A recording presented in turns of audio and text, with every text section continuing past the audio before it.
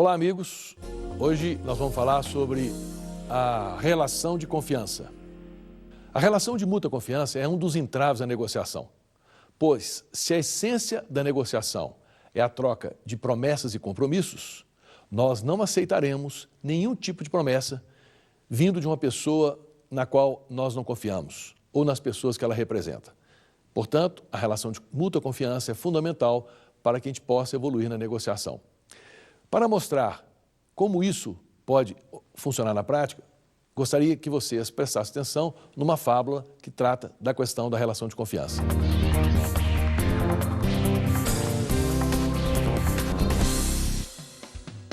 Uma fábula conta que um camponês construiu sua choupana perto da toca de uma cobra cascavel. Um dia, a cobra saiu da toca e picou o camponês, que por sorte não morreu. O camponês ficou com ódio da serpente, pegou um machado e correu atrás dela para matá-la. Mas a cobra entrou rapidamente na toca e ele apenas a feriu. Ela ficou viva e mais perigosa ainda. Depois disso, ele quis reatar a amizade com a serpente, porque ficou com medo de ser novamente picado pela cascavel. No entanto, a cobra saiu da toca e lhe disse: "Todas as vezes que nos encontrarmos, camponês, lembrarei que me atacou e não conseguiste seu objetivo somente porque fui mais esperta. E do seu lado, quando me encontrar, vai se lembrar imediatamente que te piquei. Portanto, esqueça. Não existe a menor chance de sermos amigos porque não confiamos um no outro." O que a fábula nos mostrou? Que a quebra na relação de confiança inviabilizou depois a reconciliação entre o camponês e a cobra. Como construir relação de mútua confiança? Quais são os elementos que constituem a estrutura básica da relação de confiança? Sinceridade e lealdade. Ninguém é suficientemente competente para ser um mentiroso durante muito tempo. Quando nós não estamos sendo sinceros, a outra pessoa percebe nitidamente. E nesse caso, ela quebra a relação de confiança, pois ela tem capacidade de perceber que nós não estamos sendo verdadeiros. Se a relação de confiança é construída sobre o comportamento sincero, sobre a sinceridade, por que as pessoas, na negociação, insistem em blefar? O blefe fere a sinceridade? Vamos conceituar e aprofundar um pouco nessa questão, porque ela é muito importante. Então vamos falar sobre blefe. Eu não estou incentivando ninguém a blefar. Eu estou apenas conceituando. O blefe tem a ver com a forma, não com a essência. A forma das suas declarações, ela pode ser, de alguma forma, usada para encobrir algum tipo de fraqueza. Mas a essência tem que ser verdadeira. Quando que o blefe tem a ver com a forma e quando o blefe tem a ver com a essência? O blefe tem a ver com a forma quando as suas declarações não causam nenhum tipo de prejuízo à outra parte, porque tem o juízo de tomar decisões que possam interessar a ela ou não. Já a essência não. Quando você fere a essência no blefe, você comete fraude na negociação. Essa é, inclusive, uma forma que você deve evitar. Mas, de alguma forma, todos blefam na negociação, mas sempre utilizando a forma, não a essência. O exemplo que nós vamos apresentar a seguir mostra nitidamente a diferença entre forma e essência.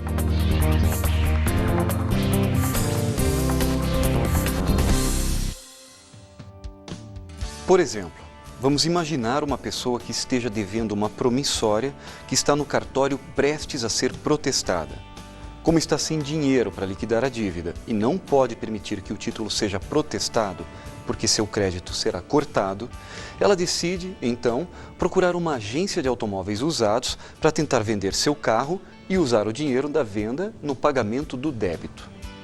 Imagine que, na negociação com o comprador da agência, essa pessoa declare que está precisando vender emergencialmente seu carro usado para poder pagar uma promissória que já se encontra no cartório para ser protestada.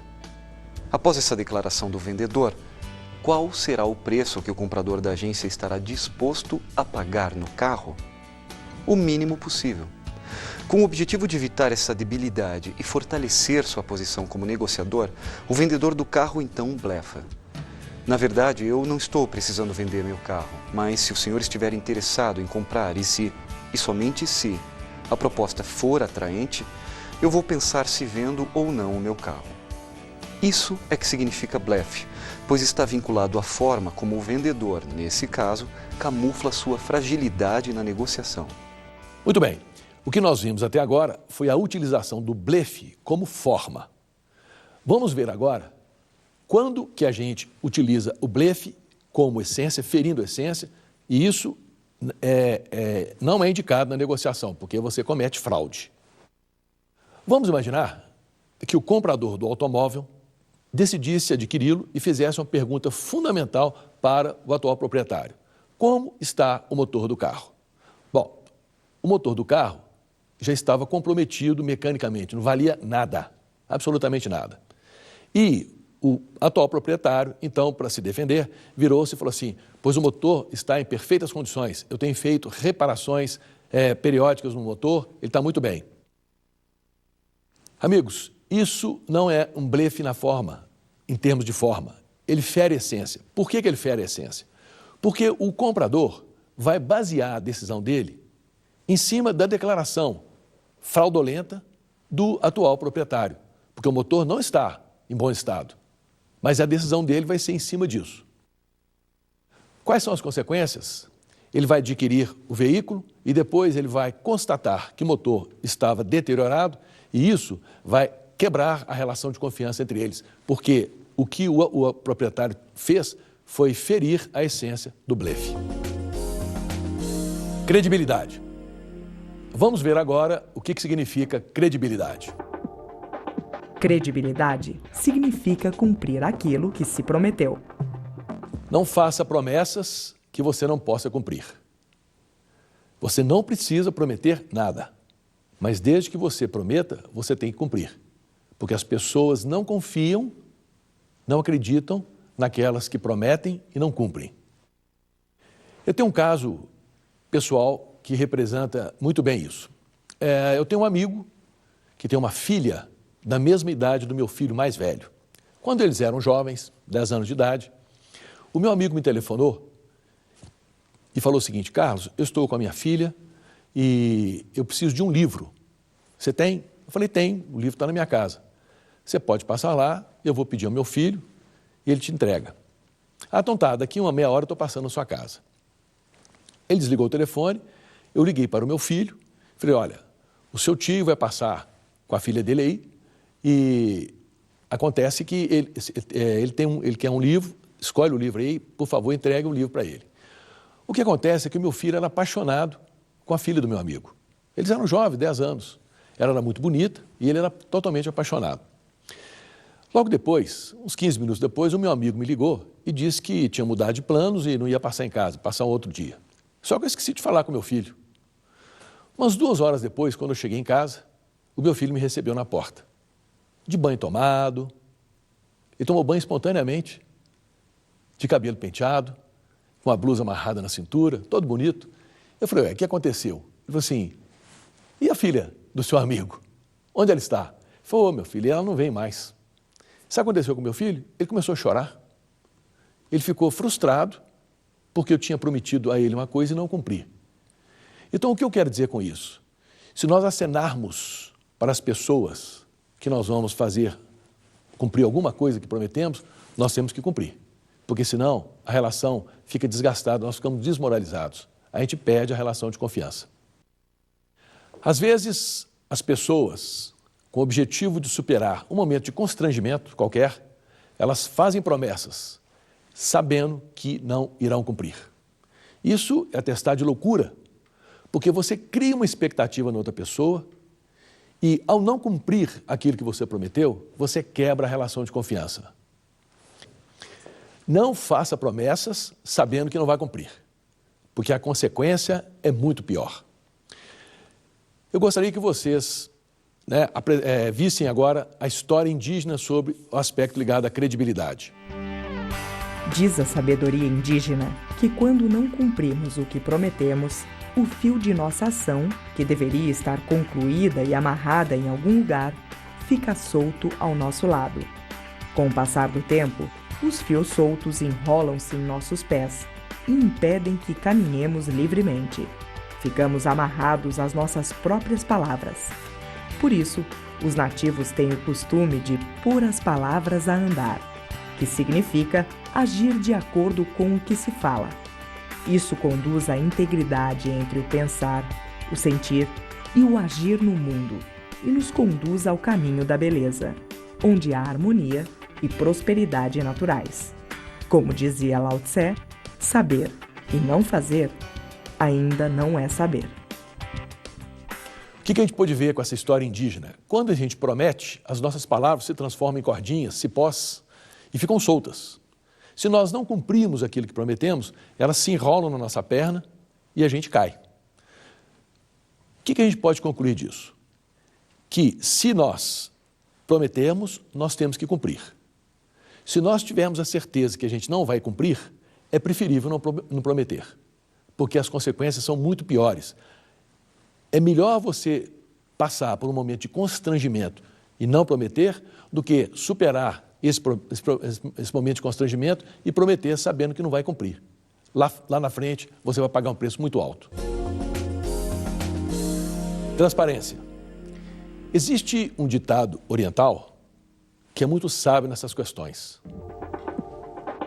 A moeda tem dois lados, mas se a outra pessoa insiste em mostrar a você somente um dos lados, significa que ela não quer, intencionalmente, que você veja o outro lado da moeda. Aqui no Brasil, nós temos um ditado semelhante, que diz o seguinte: quando a pessoa está arredia, é porque ela quer ocultar alguma coisa. Por exemplo, muitas vezes você faz uma pergunta à pessoa e ela vacila na resposta. Qual é a mensagem que ela passa? Que o que ela está respondendo não está de acordo com a verdade. Ela não está sendo transparente. E aí quebra a relação de confiança. Nós devemos passar as informações de forma verdadeira para outra pessoa. Se nós tentarmos dourar a pílula, colorir a informação, dourar a paisagem, nós vamos transformar a informação de uma forma tão amena que irá esconder os fatos relevantes. Entretanto, lá na frente, a verdade poderá flutuar e isso vai fazer com que a nossa relação de confiança acabe porque nós não fomos suficientemente transparentes. Eu vou dar para vocês 2 exemplos para ilustrar o que eu quero dizer. Um exemplo de comprador e um exemplo de vendedor. Vamos imaginar o exemplo de um comprador. O comprador é um profissional que está negociando com o fornecedor e o fornecedor está concedendo descontos de preço para poder fechar aquele negócio, com a condição de receber o pagamento em dia. Entretanto, a empresa do comprador não está pagando os compromissos em dia, está atravessando uma fase financeira difícil. Mas o comprador, mesmo sabendo disso, ele declara para o fornecedor que, no caso daquele fornecedor, ele, comprador, vai cuidar pessoalmente para que seja pago no dia a duplicata. Na verdade, o que acontecerá? O fornecedor não irá receber em dia, porque o comprador não tem essa capacidade, essa autoridade para permitir que ele seja pago no dia. Então, o que vai acontecer após esse fornecimento e após a empresa do comprador não saldar o compromisso em dia? Vai quebrar a relação de confiança, porque o comprador não foi suficientemente transparente para falar a verdade com o fornecedor. Vamos imaginar agora um caso de vendedor. Um cliente precisa de um abastecimento e tem uma data de entrega prevista. O fornecedor, o vendedor, ele sabe que não poderá cumprir aquele prazo de entrega, mas para não perder o negócio, ele assume o compromisso que vai entregar na data combinada. Quando se aproximar a data combinada, o que o vendedor vai dizer? Ele vai virar para o cliente e falar assim: olha, infelizmente eu não vou poder cumprir aquele prazo. E nesse caso, o cliente tem que sair às pressas ao mercado para comprar aquele material, aquele insumo, aquela matéria-prima que ele tanto precisa. O que acontecerá nessa relação? Será quebrada, a relação de confiança será quebrada, porque o vendedor prometeu sabendo que não iria cumprir. Se os planos mudam, e nós sabemos disso, nós temos que informar imediatamente a outra pessoa, principalmente se essa mudança de planos vai afetar essa outra pessoa. Todo mundo aceita receber boas ou más notícias, mas ninguém tolera receber surpresas desagradáveis. Competência. A competência, ela favorece a notoriedade, a reputação, o prestígio, o respeito e o status do negociador. Ela favorece a legitimidade das partes.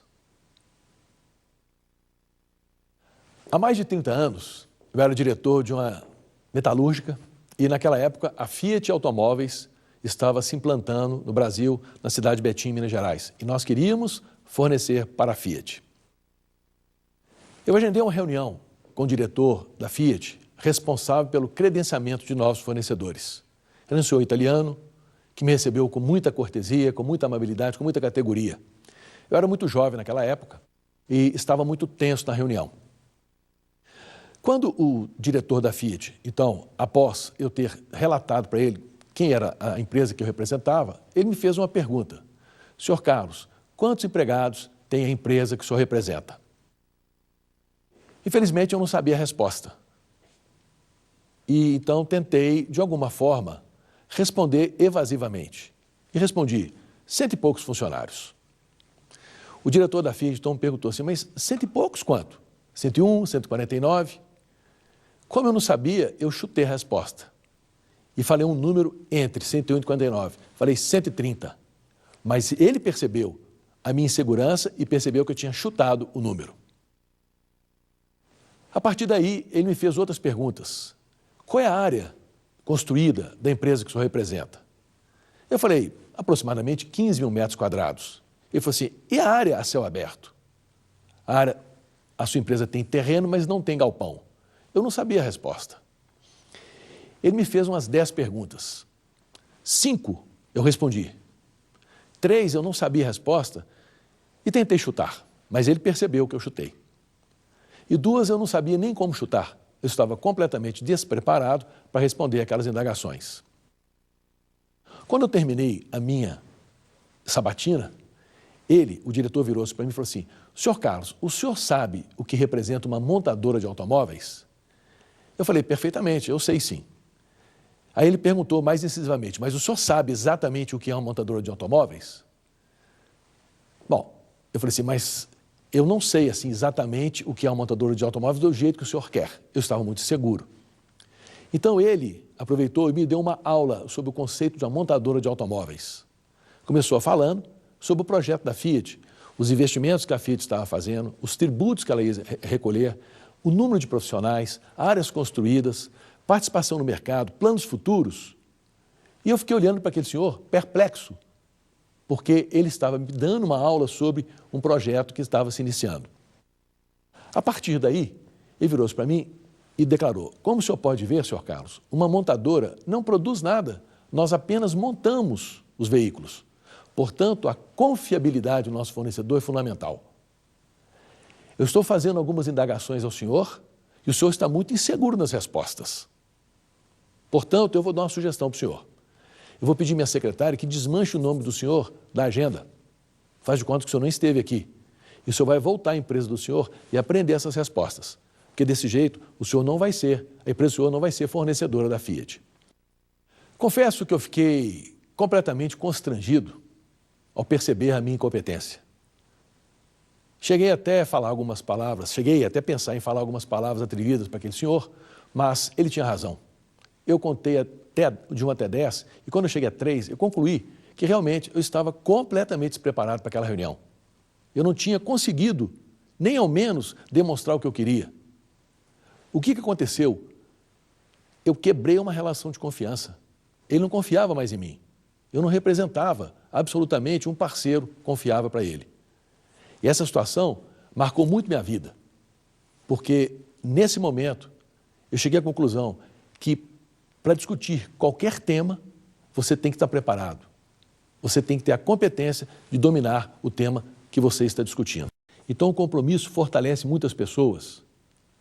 O compromisso que a gente tem com os nossos parceiros, com os nossos aliados, com os clientes, com os fornecedores, com os colegas da empresa, com a nossa empresa, com os nossos princípios, é que fortalecem a nossa posição numa negociação.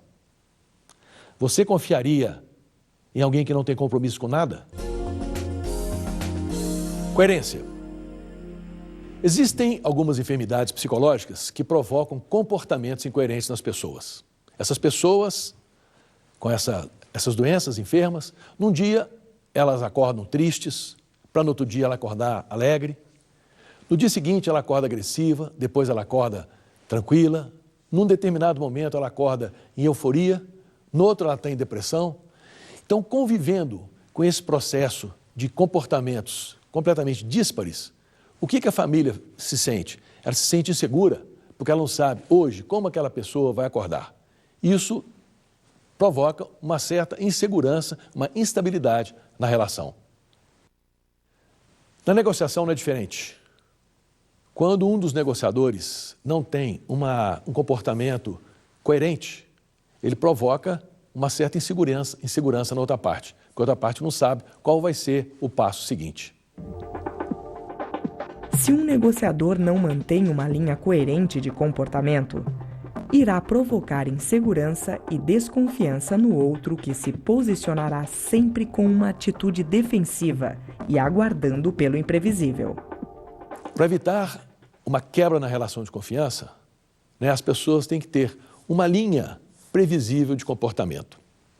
Existe uma história muito antiga, que todos nós conhecemos, daquela criança que simulava um afogamento e gritava socorro. Quando a pessoa chegava perto, não estou afogando. Fez isso uma vez, duas vezes. Na terceira vez, ela morreu, afogou, porque quando ela gritou, ninguém acreditava. Então, mantenha uma linha coerente, previsível de comportamento para construir a relação de confiança. Qualquer desvio é inesperado para outra pessoa. E a outra pessoa vai ficar com a guarda alta, sem saber o que irá acontecer logo depois. Isso quebra a relação de confiança. Ética. É muito difícil falar sobre ética, porque parece que as pessoas que falam sobre ética estão acima do erro. As pessoas que estão falando ética se julgam acima dos mortais comuns e podem estar julgando, quando na verdade somos seres humanos comuns, com fraquezas e sujeitos a toda sorte de tentação. Mas algumas coisas a gente pode falar sobre ética. Não existe uma maneira certa de fazer alguma coisa errada. Uma pessoa que tem dúvida a respeito da conduta, se ela é ética ou não, ela deve responder afirmativamente às 3 questões a seguir. Nosso procedimento é compatível com nossos princípios? Nós devemos estabelecer os nossos princípios, coerentes com a nossa educação, com a nossa base moral. E estabelecidos os nossos princípios, nós devemos comparar os nossos princípios com os princípios da nossa empresa, com os princípios da nossa sociedade. E se nós concluirmos que os nossos princípios são incoerentes, ou nós não servimos para aquela empresa ou para aquela sociedade, ou vice-versa, aquela empresa não serve para a gente, ou aquela sociedade também não serve. Porque os nossos princípios têm que ser coerentes com as nossas ações. Uma pergunta fundamental que a gente deve fazer é: será que a minha atitude, a minha ação pode ser mostrada publicamente? Todos podem conhecer? Porque se eu tiver algum constrangimento, alguma restrição, é um grande sinal que a minha conduta não está sendo ética. A ética compreende a vitória dos princípios sobre a conveniência. Às vezes, nós tendemos a adotar o que é mais conveniente para a gente, quando, na verdade, nós deveríamos seguir os nossos princípios. Seguir os princípios é mais difícil, mas ele nos cresce, nós crescemos com eles. É como se nós estivéssemos fazendo exercícios físicos usando apenas lápis. Não tem crescimento nenhum. Essa é a situação de seguirmos a conveniência. Pode ser mais confortável, mas não tem crescimento, não tem nenhum valor. Nós temos que seguir os nossos princípios. O nosso procedimento é legal à luz da lei? Se o nosso comportamento for ilegal, mas mesmo coerente com os nossos princípios, ele não é ético. Para ser um comportamento, uma conduta ética, tem que ser coerente com os nossos princípios, mas também tem que ser legal. Um exemplo claro disso, que eu poderia dar, é o do jogo do bicho. O jogo do bicho tem princípios. Um pedacinho de papel amassado vale. Eu não conheço nenhuma instituição no mundo que tenha mais princípios que o jogo do bicho. Todavia, o jogo do bicho é uma contravenção penal. É um crime. Portanto, ele é ilegal. Portanto, ele não é ético. Nosso comportamento é imparcial? A nossa conduta tem que ser imparcial. Porque se nós estivermos beneficiando alguém ou a nós mesmos em detrimento a outras pessoas, não é uma conduta ética. A nossa conduta ética tem que ser legal, tem que ser coerente com os nossos princípios, mas tem que ser imparcial. A partir do momento que nós nos beneficiamos em detrimento do todo, a gente fere a relação de ética. Para ser uma conduta ética, nós temos que ser coerentes com os nossos princípios, a nossa conduta tem que ser legal e devemos ser imparciais.